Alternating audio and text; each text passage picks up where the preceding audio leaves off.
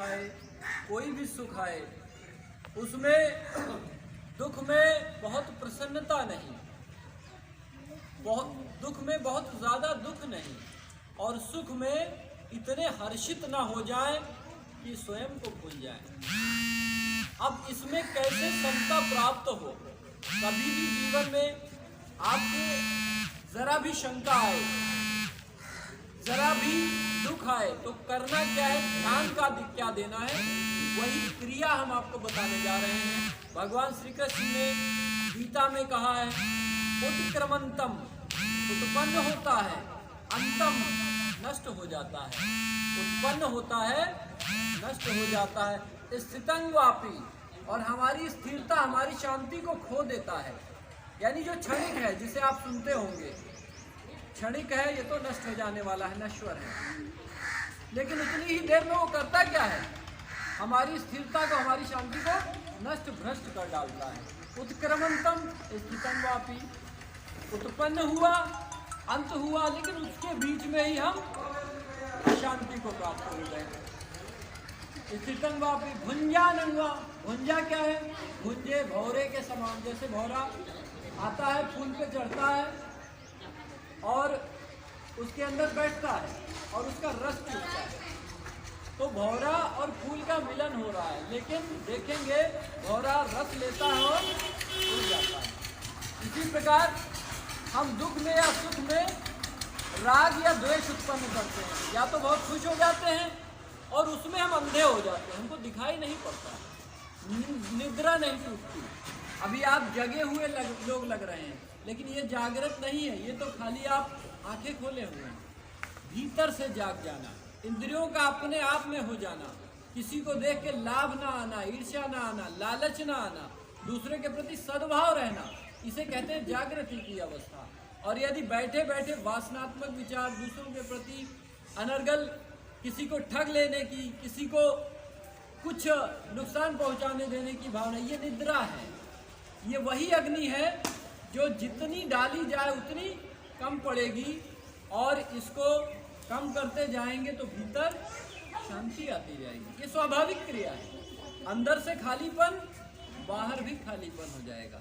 अंदर में गंदगी, जैसे हम हैं वैसे लोग यहाँ एकत्रित हो गए, पूजा पाठ का जगह है तो ऐसे लोग हैं, अंदर हमारे पूजा है तो वैसे लोग यहाँ पे हैं। और अभी कोई नशा वृत्ति का स्थान आप चुनिए, वहाँ पहुँच जाइए, तो जैसे भीतर की चेतना वैसे ही हमारा बाहर का संसार। इसके लिए कोई दोषी नहीं है, हम खुद दोषी हैं।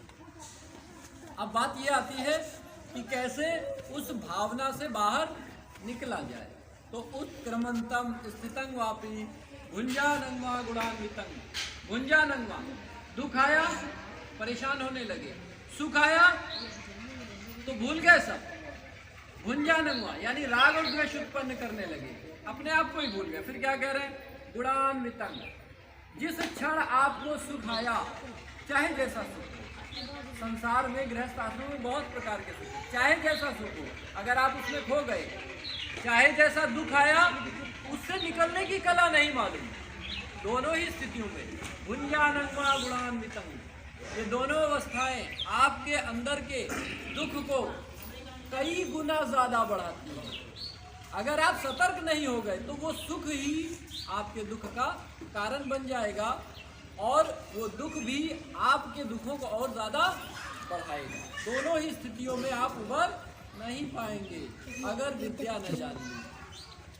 गुणान्वितं, अब क्या कहते हैं, परंतु जो स्थिर व्यक्ति विमूढ़ा नानुपश्यन्ति पश्यन्ति ज्ञान चक्षुषा, ऐसा व्यक्ति जो इन चीज़ों को अपने भीतर देख लेता है कि मेरे अंदर किसी के प्रति, दूसरे के प्रति ये भाव बार बार क्यों उत्पन्न हो रहे हैं, चाहे वो वासना का हो, राग का हो, द्वेष का हो, मोह का हो।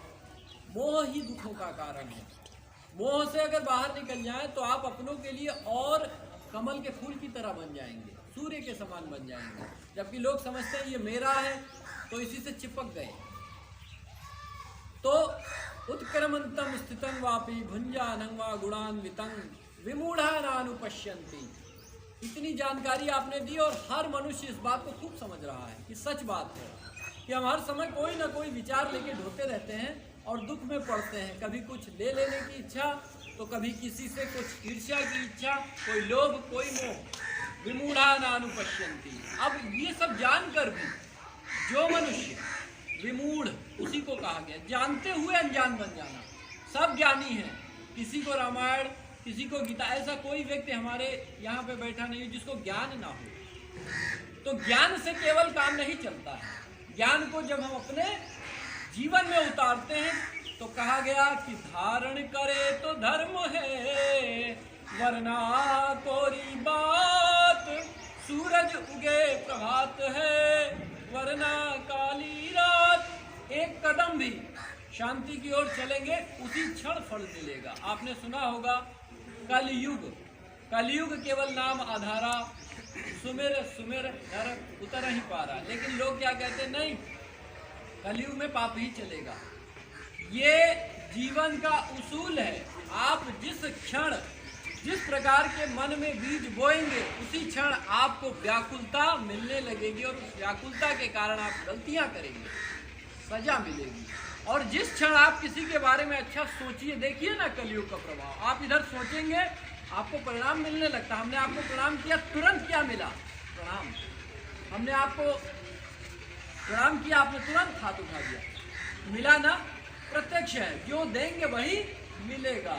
तो व्याकुलता से बाहर आना है। विमूढ़ा नानुपश्यन्ति। धन के मद में, ज्ञान के मद में कि मैं सब जानता हूँ, व्यक्ति भूल जाता है। और उसी मद में विमूढ़ा नानुपश्यन्ति, वो फिर आपकी तरफ नहीं देखेगा, वो कहेगा ये पागल है, इसकी मैं क्या सुनूं। तो उन्हें मूढ़ पुरुष कहते हैं। विमूढ़ा नानुपश्यन्ति पश्यन्ति ज्ञान चक्षुषा। क्या कहते हैं? देखता इसको वही है जो कौतूहल है, भक्ति का भाव है, परमात्मा से मिलने की इच्छा है, या अपने अंदर के रोगों को, दुखों को दूर करने की चाह है, उसे ज्ञानी पुरुष कहा गया। अब वो केवल प्रवचनों पे नहीं, अब वो ध्यान देता है कर्मों पे। और जिस क्षण जो व्यक्ति केवल ये चाह जाए, नहीं मुझे अपने दुखों को दूर करना है, सही बात यही है कि मुझे अपने दुखों को दूर करना है, यही बात सच है। भक्ति भी कर रहे हैं तो इसीलिए कर रहे हैं। कहाँ गलती हो रही है कि भक्ति भी मुक्त नहीं कर पा रही? कहाँ गलती हो रही है कि कथा भी हमें मुक्त नहीं कर पा रही है? क्योंकि उसमें जो शब्द कहे गए हैं उसका अनुपालन नहीं हो रहा है। केवल हम उसको जपे जा रहे हैं 100 बार, 1000 बार, 1000 बार, अपने आचरण में नहीं उतार रहे हैं। 10 बार, 5 बार, 1000 बार उतारते जाएंगे, सारी चीज़ें छटती चली जाएंगी। तो आज हम एक ऐसी विधि आपको बताने जा रहे हैं। जो लोग इच्छुक हैं वो 10 मिनट बैठे, जो लोग इच्छुक नहीं भी हैं तो जैसे आप तमाशा देखने जाते हो वैसे ही सुन लेना इसको, लेकिन उतनी देर चुप रहना जिससे बाकी लोग समझ जाएं। आपको कभी जरूरत पड़ेगी अपने जीवन में, मेरे जाने के बाद आप एक क्षण भी इसका अनुभव करेंगे, खुद प्रैक्टिकल पा जाएंगे कि अरे ये तो चमत्कारिक घटना है। बैठे बैठे अपने दुखों को हम कैसे दूर कर सकते हैं, वो विद्या आपको आज पहले चरण से मिल जाएगी। इसके 5 चरण होते हैं जो आपको अंत की अवस्था तक, इंद्रियों के परे तक लेकर जाएगा। लेकिन पहली अवस्था आज आप लोगों को हम बताने जा रहे हैं, यहीं से शुरुआत होगी। आपके गांव में हो चुका है, कुछ लोग आए थे, उन्होंने अपनी कुछ बीमारियों से भी मुक्ति पाई, आके उन्होंने बताया अपना अनुभव। एम्स तक न जाने कहाँ कहाँ तक डॉक्टर्स के पास गए थे, और भी कई इलाकों में मैं जाता हूँ। इससे उनको लाभ मिला और परिवार जीवन सुखी हो चला। आज भी जाते हैं तो वो गुरु समझकर हाथ जोड़ते हैं, तो वो उनका हृदय के भाव है, प्रेम है। जिन दुखों से छुटकारा मिलता है उसके कारण वो करुणा में आके हमें आपको सम्मान देते हैं। तो इसमें कोई अहम की बात नहीं। तो चलिए आज हमको करना क्या है, छोटे बच्चे जो भी हैं आराम से बैठ जाएं बेटा।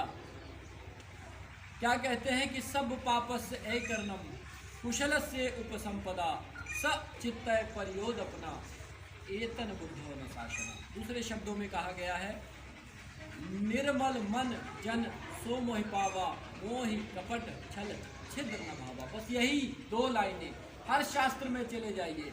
कृष्ण कहते हैं मनुष्यानाम कारण बंधन मोक्ष। मन ही हमारे कारण और दुखों का बंधन है, और ये मन ही हमें कारण और दुखों से बाहर निकाल सकता। दोनों में यही कारण बनेगा।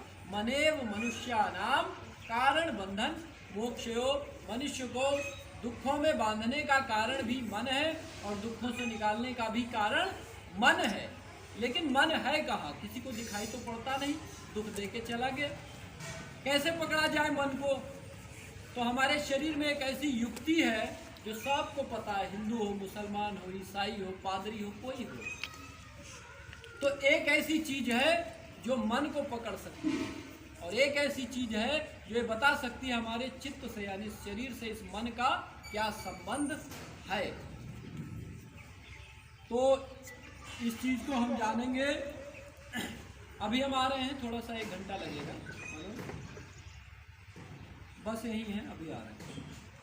तो कहने का मतलब ये है भाइयों, इस युक्ति को जान लीजिए, अपने जीवन में प्रयोग करेंगे तो शरीर और मन को कौन जोड़ता है, किसके कारण ये पूरा शरीर जुड़ा है, पता है सबको? कोई बता सकता है? हाथ उठाएं। कोई एक व्यक्ति बता सकता है शरीर और मन किससे जुड़े हैं? बिल्कुल सामान्य बात है, हमारी सांसों से। सांस निकल जाए तो काम खत्म हो जाएगा, और सांस है तो मन है, सांस है तो शरीर है। सांस यदि भारी हो जाए तो हाई बीपी हो जाता है, सांस हल्की हो जाए तो मन शांत हो जाता है। मन के अंदर कोई किसी के प्रति गलत विचार आया, उसी क्षण देखिए वह सांस भारी हो जाएगी।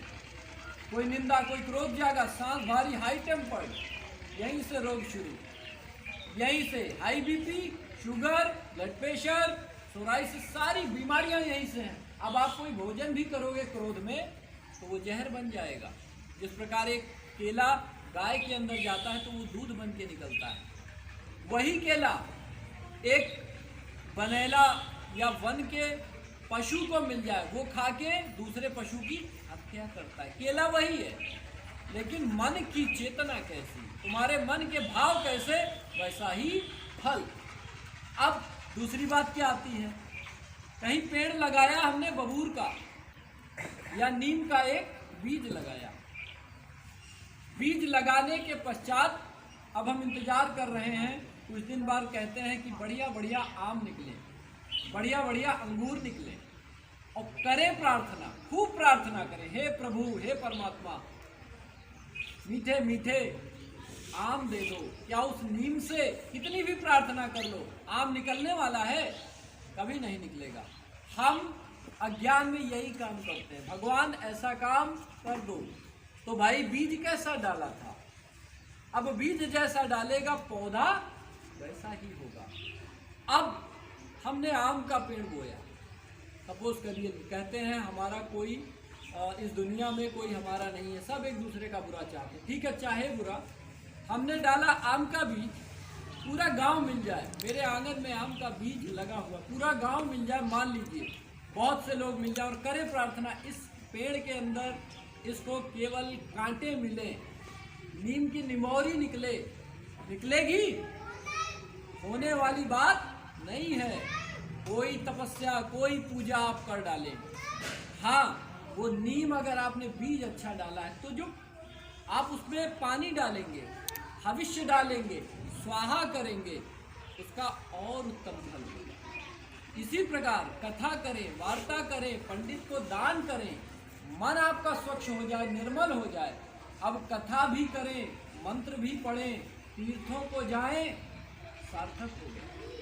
लेकिन मन गंदे, अगर कहीं भी जाएंगे, प्रदुष्टेन यानी प्रदूषित मन, गंदा मन, जहाँ लेके जाएंगे कुछ भी कर डालें, आपके पीछे ऐसे लगा रहेगा जैसे छाया आपकी होती है। और उसी प्रकार मन अच्छा हो जाए तो जहाँ जाएं वहाँ छाया के समान मंगल ही मंगल, मंगल ही मंगल, मंगल ही मंगल। तो इस विद्या को जान लीजिए, 10 मिनट का से 15 मिनट लगेंगे। सीधे बैठना है, आंखें बंद करना है और नासिका पे ध्यान देना है। बेटा मोबाइल आपके पास, किसी के पास है तो एक सबकी फ़ोटो खींच लीजिए, व्हाट्सएप है आप, तो एक फ़ोटो खींच के हमारे नंबर पे डाल दीजिएगा, तो थोड़ा सा हम